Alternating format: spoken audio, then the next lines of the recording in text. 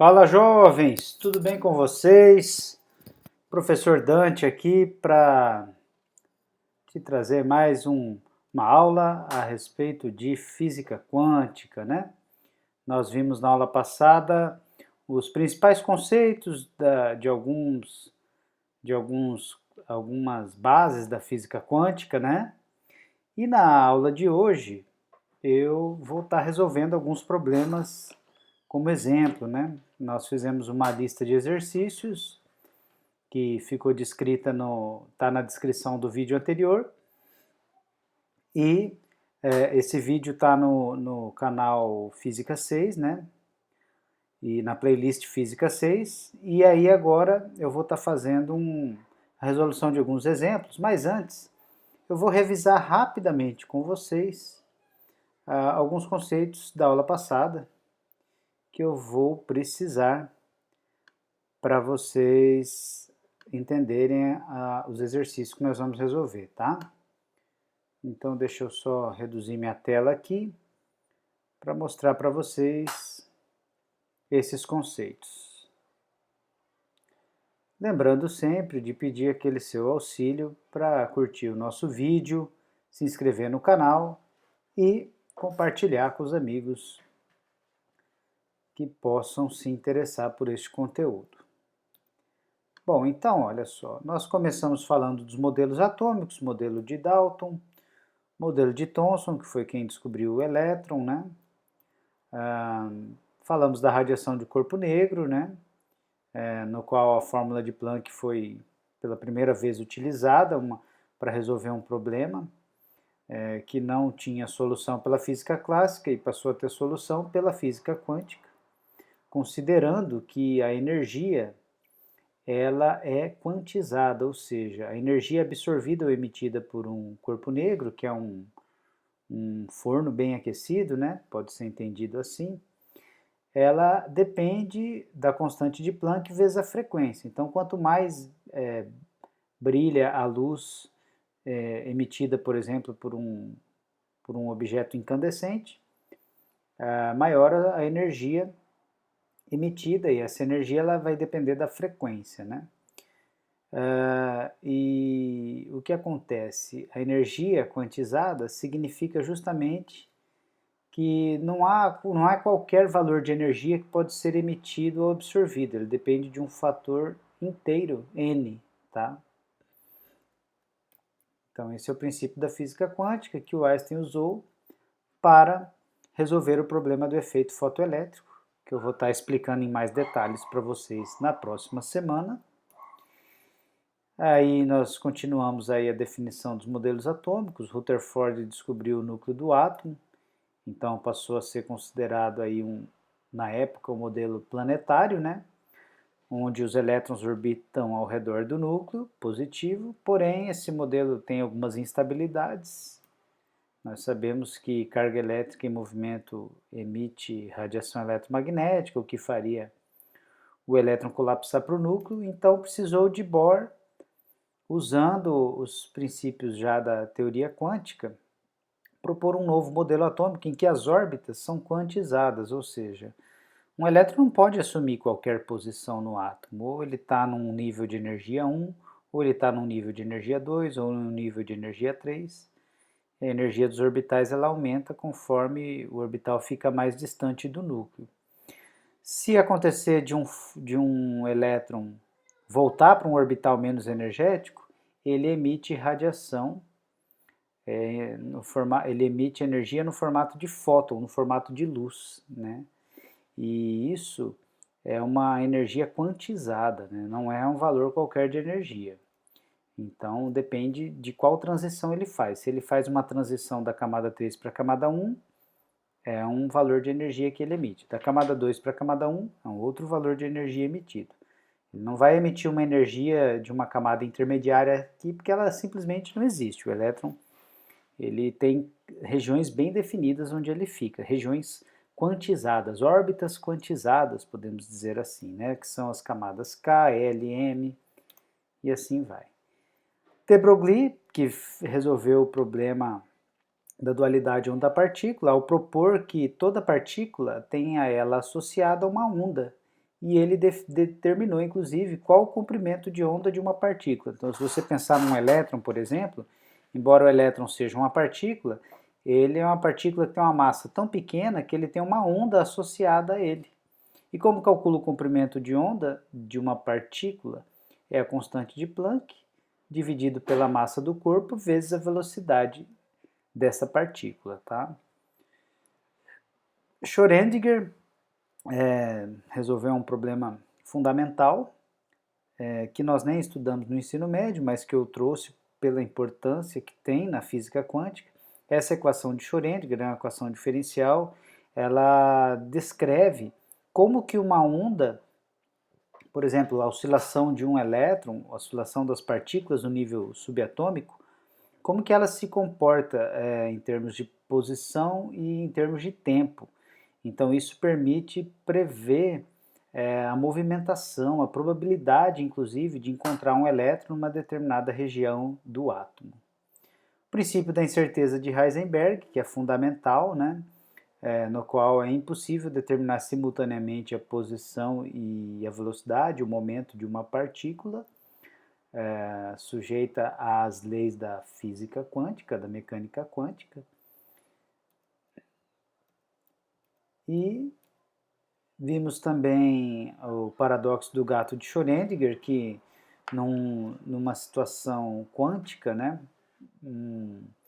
nós vimos aqui um experimento mental proposto por Schrödinger para mostrar justamente que nós só sabemos com alguma informação das partículas subatômicas quando efetuamos uma medida.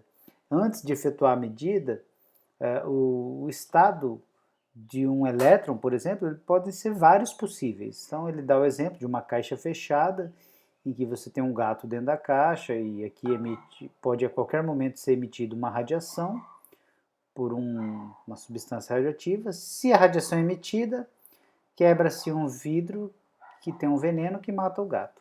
Se a radiação não é emitida, o gato continua vivo. E aí a pergunta é, bom, você está fora da caixa, a caixa está fechada, o gato está vivo ou morto? Então isso é um paradoxo. Para a física quântica, ele pode estar vivo e morto ao mesmo tempo. Só vou saber a situação do gato quando eu abrir a caixa, ou seja, quando eu realizar uma medida física. E que é o que a gente chama de colapsar a função de onda, né? Quando se faz a medida física, se define um estado de um fóton, de uma partícula, tá?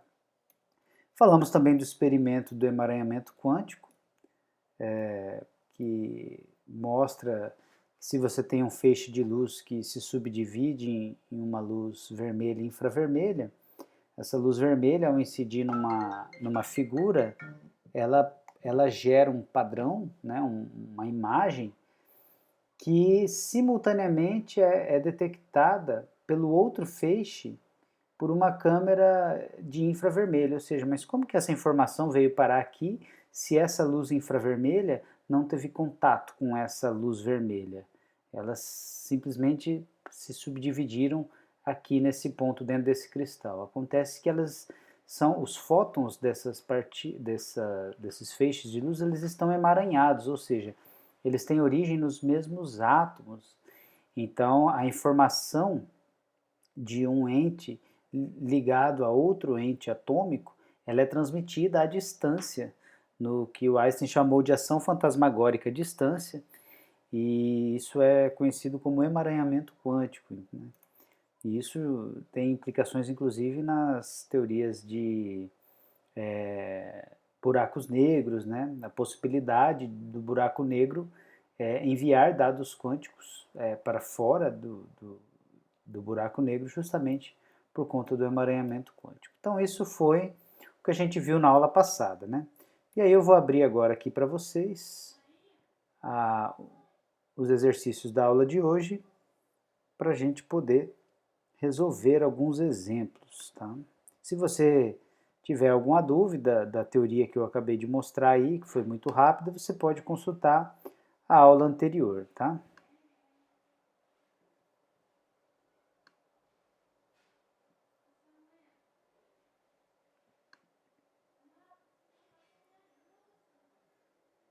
Então, olha só, pessoal, nessa lista que eu preparei para vocês, É uma lista com 15 exercícios, tá? A primeira tem várias questões teóricas, tá? Eu vou me propor a resolver mais com vocês as questões de cálculo, tá? E eu acredito que as questões teóricas vocês dão conta aí com base na aula anterior e nesse breve resumo que eu apresentei hoje. Então, começando pela questão 1, está falando aqui justamente do modelo atômico de Bohr, né? Inicialmente aqui o modelo atômico de Rutherford. Então aqui está mostrando a instabilidade que teria, né, se o átomo fosse conforme o modelo atômico de Rutherford, e aqui o modelo 2, modelo atômico de Bohr, com uma transição energética aqui, né? O elétron aqui vindo para um nível menos energético, para realizar isso ele emite um fóton de luz, tá? E aí você vai analisar qual que é a alternativa correta. Questão 2 também falando aí de órbitas eletrônicas, né? Questão 3 falando aqui já do espectro luminoso, né? Então o espectro nós já sabemos que ele é quantizado, ó, ele não é contínuo, e ele serve justamente para nós identificarmos os elementos químicos presentes na fonte emissora. Então, por exemplo, o Sol, quando ele emite luz, e nós filtramos essa luz por meio de um prisma, de um equipamento adequado, nós identificamos uma espécie de DNA da estrela, né? Porque ela tem determinados espectros que seriam como se fossem regiões bem definidas, que aqui no exercício 4 ele ilustra até melhor isso por meio do prisma óptico, né? E aí é possível fazer a identificação da substância. No caso do exemplo 4, ele fala aqui de uma lâmpada de gás hidrogênio, né? Eu vou resolver esse exemplo 4 aqui com vocês, que é teórico, e na sequência a gente vai para alguns exemplos mais de cálculo. Então, no exemplo 4, ele fala que a figura 1 abaixo representa um arranjo experimental para obtenção do espectro de emissão da luz emitida por uma lâmpada de gás hidrogênio. Tá? Então, aqui é um arranjo para você obter o espectro de emissão da luz emitida por uma lâmpada de gás hidrogênio. Então, você tem a lâmpada de hidrogênio, passa por uma fenda, passa por um prisma óptico e aí ela é separada em luz vermelha, azul, anil e violeta. Então isso aqui é o espectro de emissão dessa lâmpada de hidrogênio, tá? Então ele fala que ao passar pelo prisma a luz divide-se em 4 feixes de cores distintas. Projetando-se esses feixes em um anteparo, eles ficam espalhados como ilustrado na figura 1. Considere agora a figura 2, que ilustra esquematicamente alguns níveis de energia do átomo de hidrogênio. Então, esse espectro ele está associado aos níveis de energia, por isso que é possível identificar qual é a substância, tá? Porque o hidrogênio, nós sabemos, ele tem apenas um elétron, certo? Se esse elétron, que ele fica no nível 1, salta para o nível 2 e depois ele retorna ao nível 1, ele emite uma determinada luz. Se ele salta para o nível 3 e volta para o nível 1, ele emite uma outra luz. Se ele salta para o nível 4, quando ele salta de nível, ele absorve energia. Mas quando ele retorna ao nível 1, como o nível 1 é um nível diferente, é um nível menos energético, ele precisa emitir uma parte de sua energia. Ele faz isso emitindo luz. Então aí é um outro tipo de energia que ele emite, e o nível 5 um outro tipo de energia que ele emite. Então olha só, o espectro ele revela também, ele pode revelar também de qual nível energético a luz está saltando. Então, como tudo isso é quantizado, para o hidrogênio a energia emitida de um nível para o outro é uma. Para o gás hélio ou para outro gás é outro tipo de é outro valor de energia. E isso permite você catalogar todas ou a maioria das substâncias, né, conhecidas. Por isso que conseguimos definir, prever, né, qual a composição de uma determinada estrela, de um determinado astro que emite luz, né? Considere agora então a figura 2, que ilustra esquematicamente alguns níveis de energia do átomo de hidrogênio, onde as setas 1, 2, 3 e 4 mostram transições possíveis para esse átomo. Veja que não é qualquer transição que é possível, são transições quânticas, são transições bem definidas. Relacionando as informações contidas na figura 2 com as cores da luz emitida pela lâmpada de gás hidrogênio, mostrada na figura 1, é correto afirmar que a cor anil corresponde a qual transição? Gente, é o tipo de pergunta que pode muito bem aparecer no Enem. Inclusive, o Enem já trabalhou com questões semelhantes assim, em termos de transição energética, porque ela necessita de uma interpretação. Olha só, nós sabemos lá da física 4, lá da parte de ondulatória, né? Nós sabemos que uma onda, quanto maior a frequência dela, menor é o comprimento de onda, certo? E nós sabemos também que dessas 4 cores aqui, vermelho, azul, anil e violeta, quem tem mais frequência é o violeta, certo? Então o violeta é a luz mais energética dessas. E o vermelho é a menos energética. Pode ver que ele sofreu menos desvio. É a menos energética, tá? E aí, nós sabemos pela equação de Planck que a energia, vou colocar aqui, ó, pela equação de Planck, ou podemos dizer pela lei da quantização de Planck,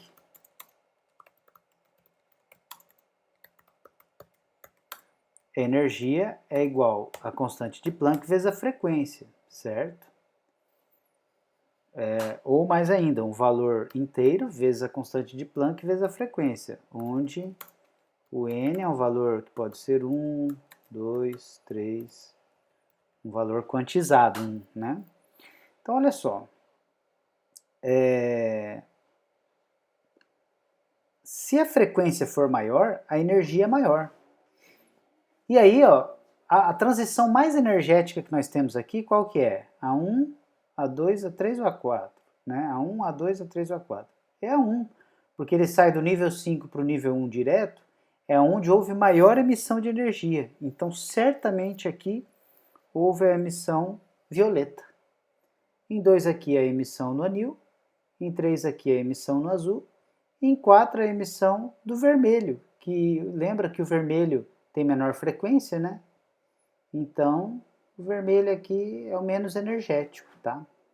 Relacionando as informações contidas na figura 2 com as cores da luz emitida pela lâmpada de gás hidrogênio, mostrada na figura 1, é correto afirmar que a cor anil corresponde à transição, anil. Se o violeta é a 1, a mais energética, o anil vem na sequência, né? É a 2 aqui, ó. É a segunda mais energética. Então, resposta correta, letra B.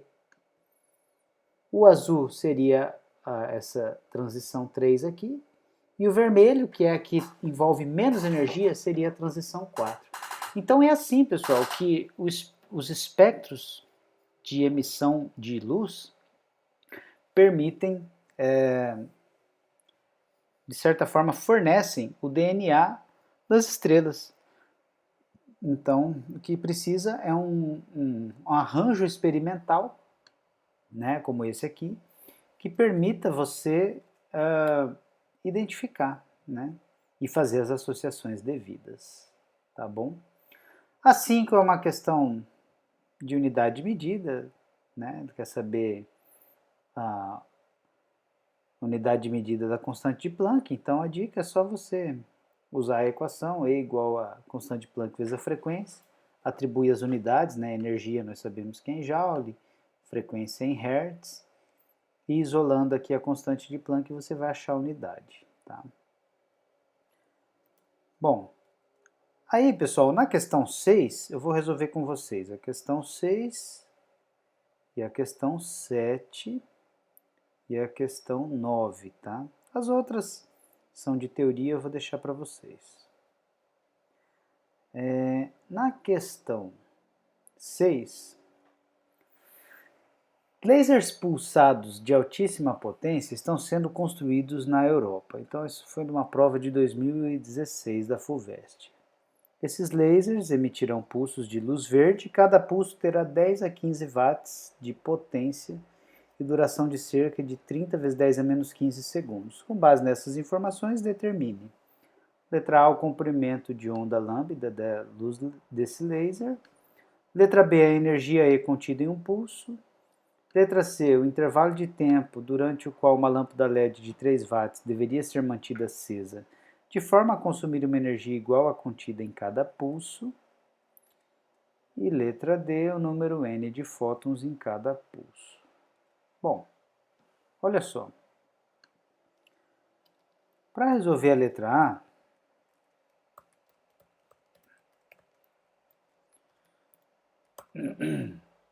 comprimento de onda lambda da luz desse laser. Então, para a gente achar o comprimento de onda,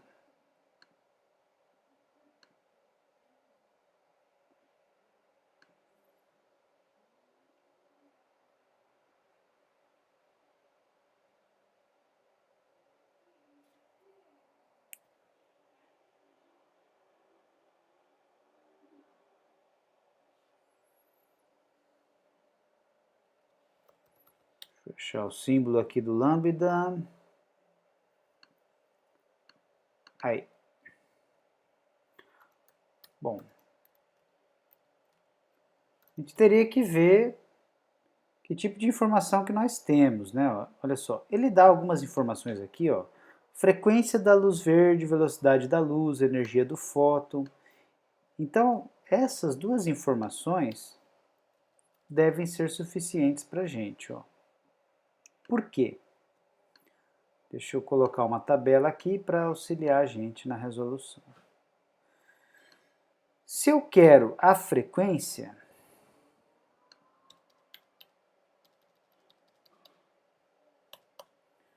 gente, aqui, ó, questão de ondulatória até o momento, né? Por enquanto não tem nada de quântico ainda, exceto pelo fato de que a gente está lidando com luz laser. Mas olha, frequência da luz verde, 0,6 × 10 a 15 Hz. Velocidade da luz, no vácuo, que a gente chama de C, né? 3 × 10⁸ metros por segundo. Por que eu estou usando frequência e velocidade da luz no vácuo? Nós sabemos, vou inserir uma equação aqui, lá da ondulatória, que a velocidade de uma onda, vou até escrever velocidade, é igual ao que? Lambda, que é o comprimento de onda,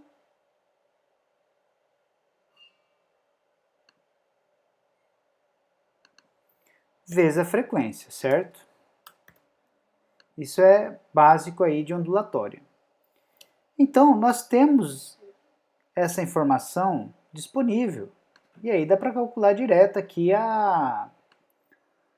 o comprimento de onda, concorda comigo? Ó? Vai ficar como? A velocidade da onda dividido pela frequência vai nos fornecer quem? O comprimento de onda. Isso vale para qualquer onda. Se eu quero o comprimento de onda, eu vou pegar a velocidade da onda e dividir pela frequência. Se eu tiver essas informações, que nós temos, né? No caso, a velocidade da onda é a velocidade da luz, 3 vezes 10 elevado a 8.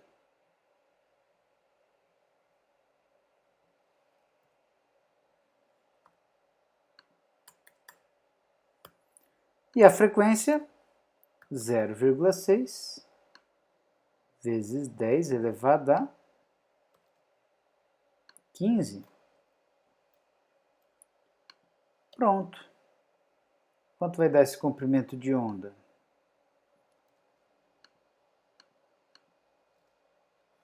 Podemos pensar em 30 dividido por 6, que vai dar 5, né? 10 oitava dividido por 10 é 15. 10 a menos 7, certo? Como é um comprimento de onda, unidade de medida, metros.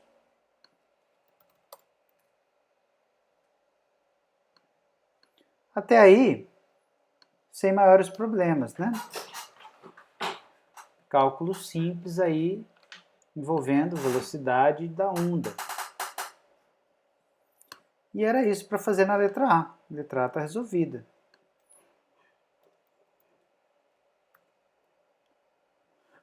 Na letra B, ele pede a energia contida em um pulso. Opa! Energia contida em um pulso.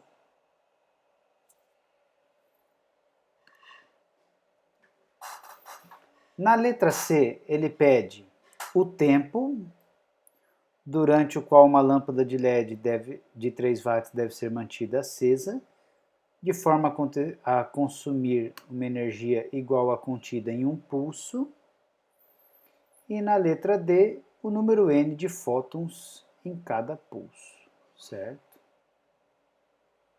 Então vamos organizar aqui. Na letra D, ele quer o número de fótons, certo? Na letra C, ele quer o tempo que uma lâmpada LED de 3 watts deve ser acesa para consumir uma energia igual a cada pulso.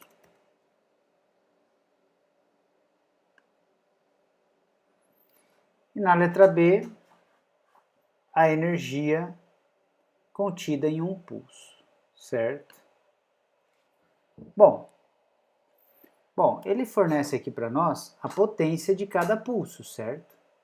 E a duração. Nós sabemos que energia é potência vezes o tempo.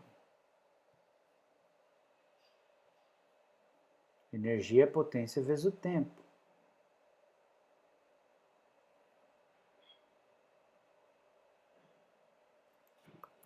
Deixa eu achar um delta aqui.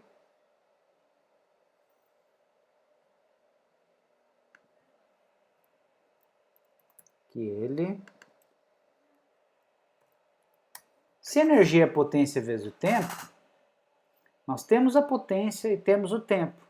Dá para encontrar o quê? A energia de cada pulso.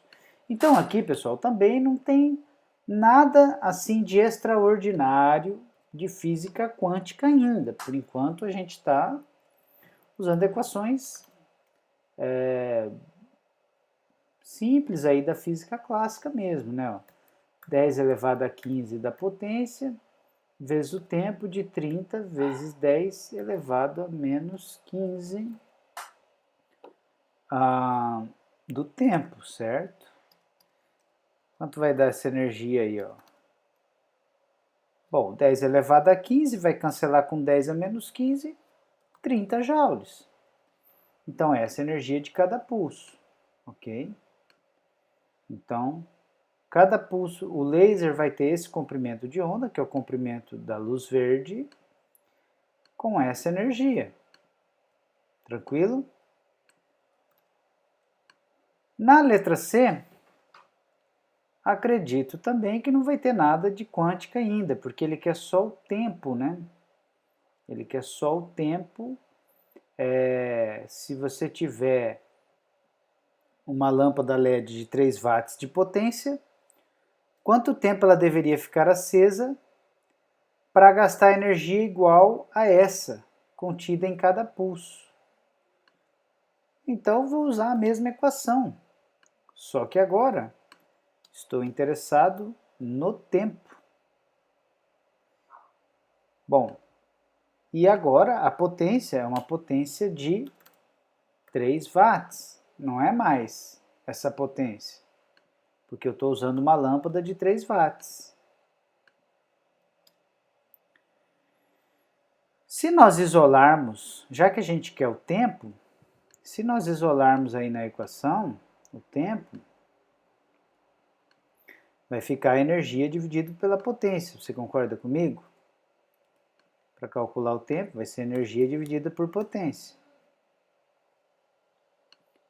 E aí eu só preciso achar o delta aqui. Achei. E esse vai ser o tempo.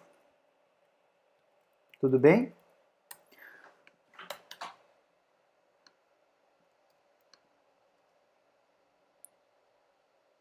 Ô Dante, mas que energia que eu vou usar aqui agora? Porque agora ele está falando assim, ó. Quanto tempo uma lâmpada LED de 3 watts de potência tem que ser mantida acesa para consumir uma energia igual à contida em cada pulso? Pessoal, a energia é a energia de cada pulso, 30 joules. Só mudou agora que eu vou usar uma lâmpada LED de potência 3 watts e saber quanto tempo ela deve permanecer acesa, tá? Quanto tempo ela deve permanecer acesa para consumir essa mesma quantidade de energia. Então, olha como esse laser é energético, né? Isso que o exercício quer mostrar para a gente, ó. Vai dar um tempo de 10 segundos. Então, olha só, enquanto o laser, no intervalo de tempo minúsculo,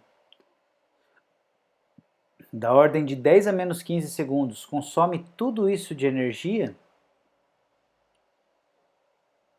uma lâmpada LED fica por 10 segundos acesa para consumir a mesma quantidade de energia.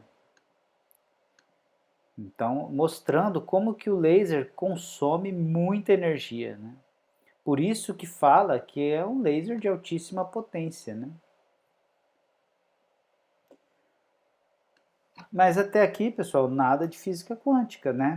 Física quântica mesmo vai aparecer no item D, quando ele traz o conceito de fóton. Entendendo a luz como fóton, entendendo a luz como pacote de energia,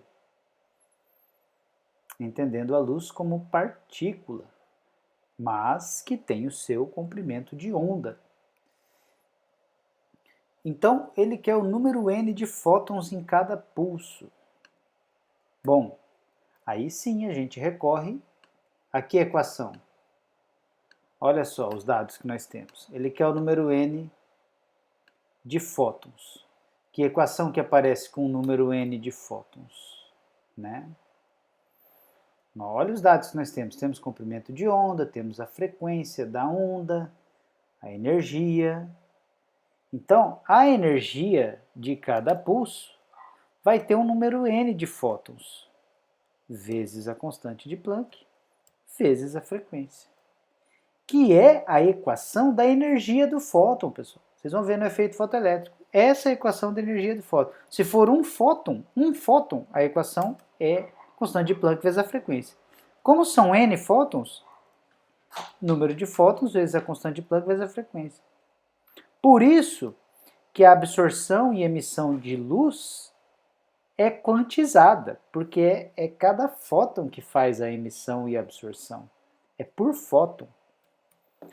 É por entidade física, por partícula, né? Por partícula-onda, por fóton. Se eu quero o número n, o que eu vou fazer? Eu vou pegar, então, a energia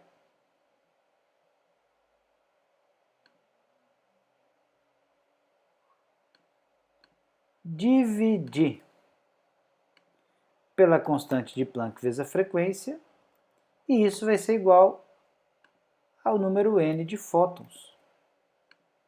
Tá certo?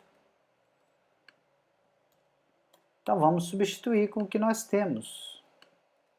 A constante de Planck foi dada aqui para nós, ó.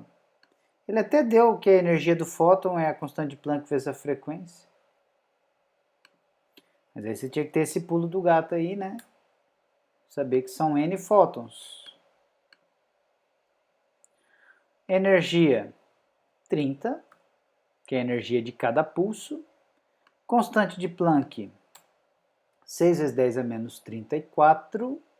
Então, vou colocar aqui, menos 34, 6 vezes 10 a menos 34. E a frequência lá da luz verde, 0,6 vezes 10 a 15. Vou aproveitar aqui e passar para cá. Vai dar bastante fóton, hein? Olha só quantos fótons. Isso nós estamos falando numa emissão de 30 vezes 10 a menos 15 segundos. Que tempo é esse? Esse tempo não é nada, né? Mas olha quantos fótons vai dar isso aqui. Pessoal, como é que a gente faz essa conta da forma mais tranquila possível? Olha só.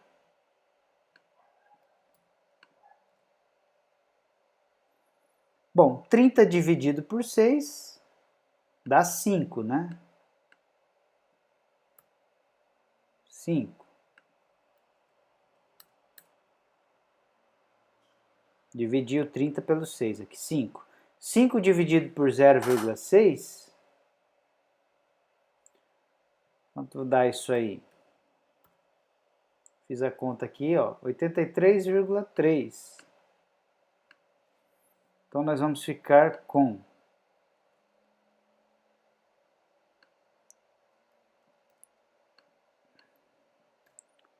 83,3. Só dá uma melhorada aqui, ó.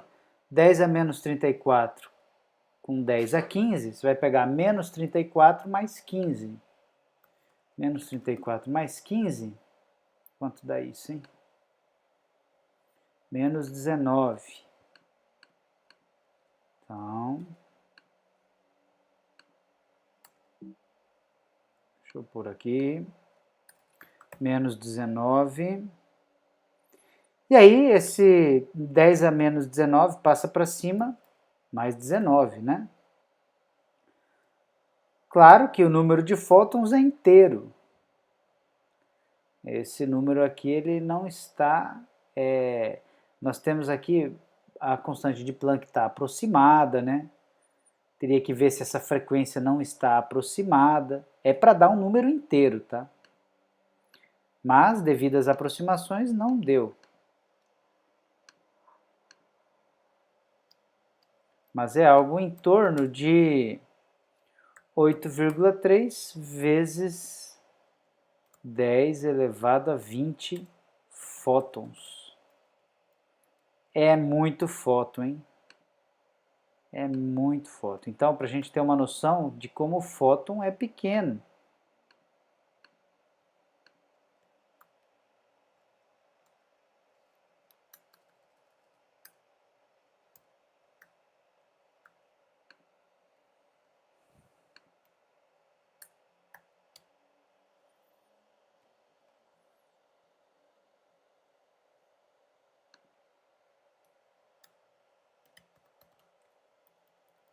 Tentar tirar isso aqui do subscrito. Aí.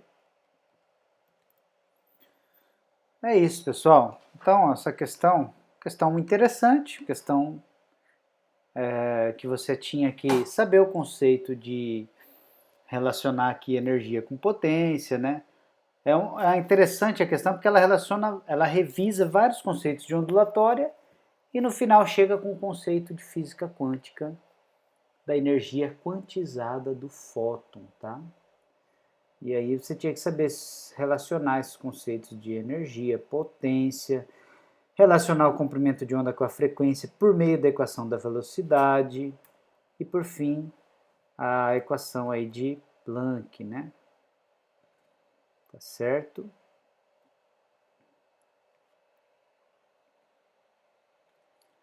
Pessoal, e para terminar, temos aí mais uma questão.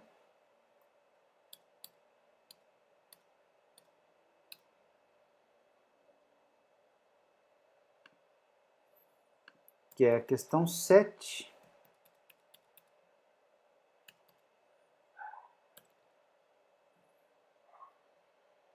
Inclusive trazendo a unidade de elétrons volts, que eu vou aproveitar para explicar para vocês. Então, na questão 7, filmes fotográficos para radiografias do tipo preto e branco possuem uma emulsão fotossensível.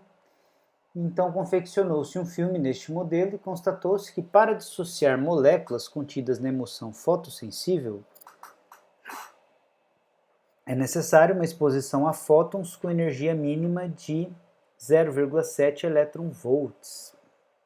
Assinale a alternativa que apresenta o valor do maior comprimento de onda da luz capaz de impressionar este filme. Então, vamos lá resolver.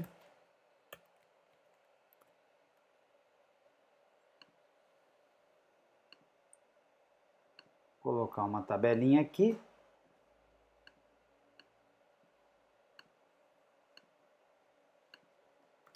Olha só, pessoal.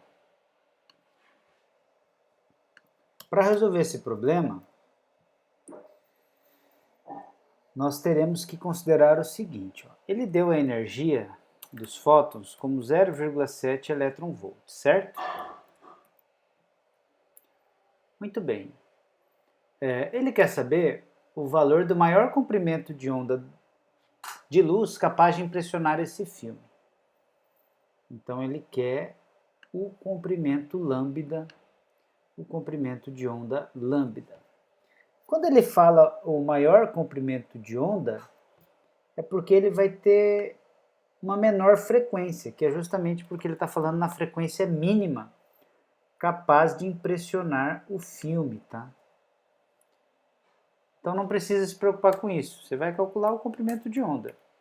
Naturalmente, vai ser o comprimento de onda para fótons com esta energia, tá bom? Essa vai ser a energia do fóton. Então, qual que vai ser o comprimento de onda associado a esse fóton? Tá? Bom, aí, o que acontece? Olha, primeiro explicar o que é essa unidade elétron-volt. Elétron-volt é unidade de energia. Elétron-volt é unidade de energia. Lá da física 5, quando a gente estuda eletricidade, nós sabemos que o trabalho do campo elétrico, a energia, né? Vou usar aqui a equação do trabalho, ela é a carga vezes a diferença de potencial. Então, se você tem uma partícula, né, uma certa carga, e aplica sobre ela uma diferença de potencial V aqui, ou U, o produto da carga pela diferença de potencial é o trabalho, que é a energia fornecida a essa partícula para ela executar um determinado movimento, ou a energia retirada, né, dessa carga para ela executar um determinado movimento. Por isso que aparece o termo elétron-volt. Elétron-volt, um elétron-volt, vou colocar isso aqui. Um elétron-volt é exatamente a carga de um elétron, que nós sabemos que é aquele 1,6 vezes 10 a menos 19, vezes 1 volt. Então, por isso que fica 1 elétron-volt, tá? Então, é quando usa a carga E. Se nós substituirmos a carga E 1,6 vezes 10 elevado a menos 19, vezes 1 volt, você vai ter a quantidade dessa energia em joules, tá? Ó, o valor de E é a carga elementar, a carga de um elétron, 1,6 vezes 10 a menos 19, vezes 1 de 1 volt, dá esse valor mesmo, só que em joule. Então, 1 elétron-volt vale esse valor em joule, tá? Isso é fundamental você saber. Muito bem.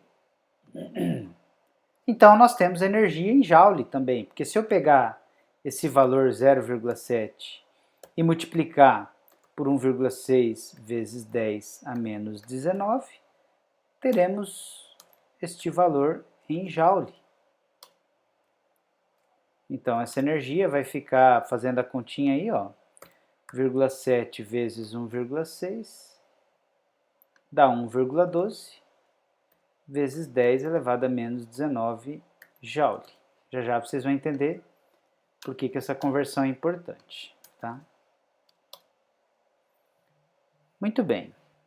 Olha só. Além disso, o que é importante? Nós temos aí que a energia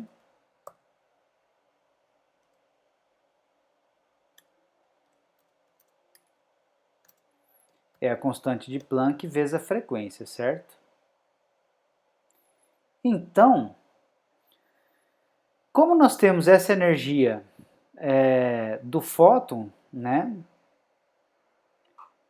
E nós temos a constante de Planck, é possível descobrir a frequência desse fóton que vai sensibilizar esse filme. Como o problema não está interessado na frequência e sim no comprimento de onda, então nós vamos ter que novamente fazer igual a gente fez na questão 6, que é relacionar com a velocidade da luz. Olha só, a velocidade é comprimento de onda vezes a frequência. Então, se a gente chamar isso aqui de equação 1 e essa aqui de equação 2, vamos melhorar um pouco essa equação 2. Dá para isolar essa frequência e depois substituir na equação 1. Então vamos fazer isso aqui, ó. Acho que eu posso até emprestar da outra aqui.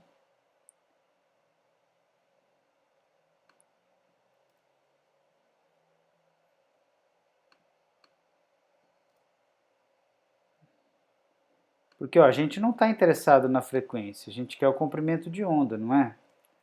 Então, ó, dá para a gente já isolar aqui, ó. Olha que interessante, essa frequência é a velocidade dividido pelo comprimento de onda. Então, se a gente substituir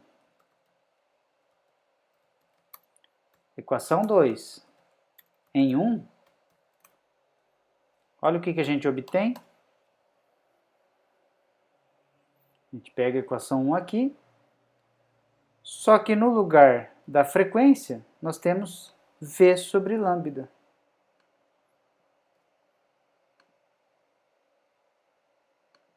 Poderia pôr assim também, não?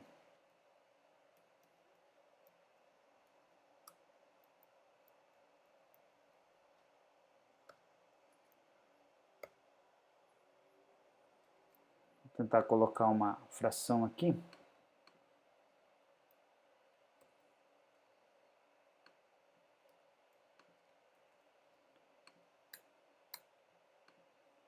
Concorda comigo? Que a energia vai ser constante de Planck vezes a velocidade da onda sobre o comprimento de onda?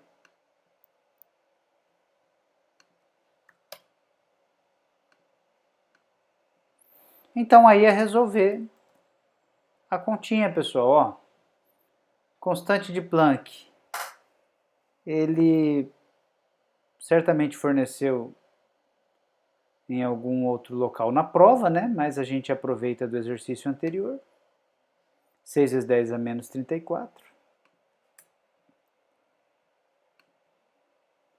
Então vamos lá.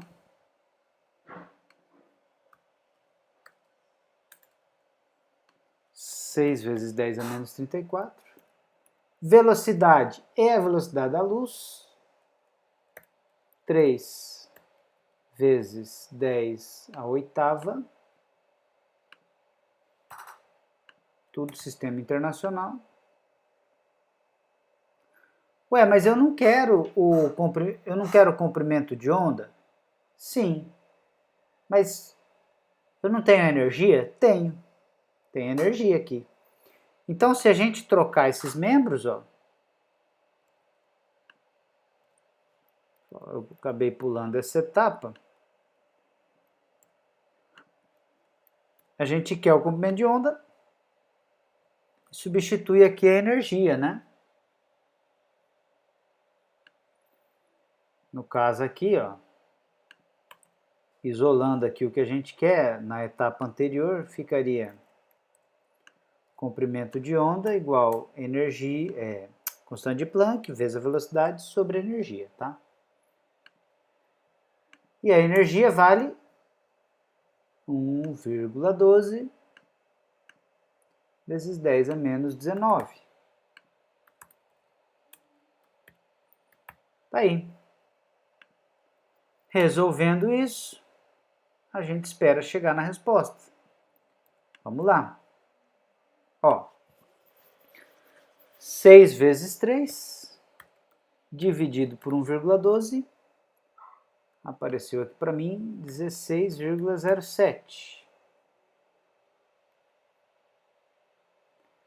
O menos 34 soma com 8 e o menos 19 do denominador passa positivo para cima, mais 19, vai dar vezes 10 a menos 7. Vezes 10 a menos 7. Ah, professor, não aparece essa opção não.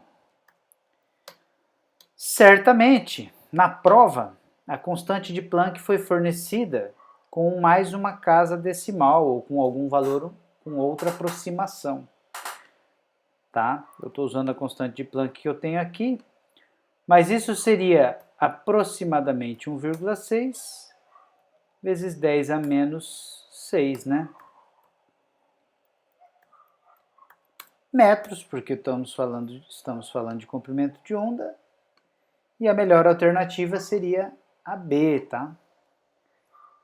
Então não deu exato, porque provavelmente essa constante de Planck, ó, eu usei, ela está aqui abreviada, né? Ela está aqui com aproximação.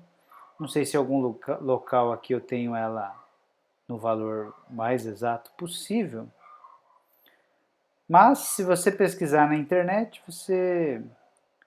vou até pesquisar aqui para ver qual que é o valor mais aproximado. Ó, aqui, por exemplo, ó, 6,6 vezes 10 a menos 34. De repente, se a gente usasse essa 6,6, deixa eu ver como é que vai ficar aqui.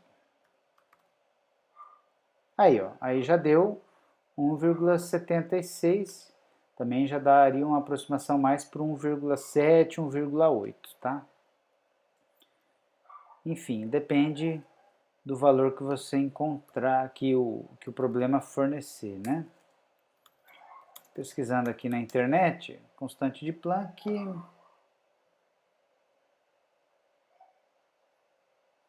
6,62, tem várias casas decimais após a vírgula, mas aproximadamente 6,62. Se a gente fosse usar esse valor, 6,62 vezes 3 sobre 1,12, iria para 17,73.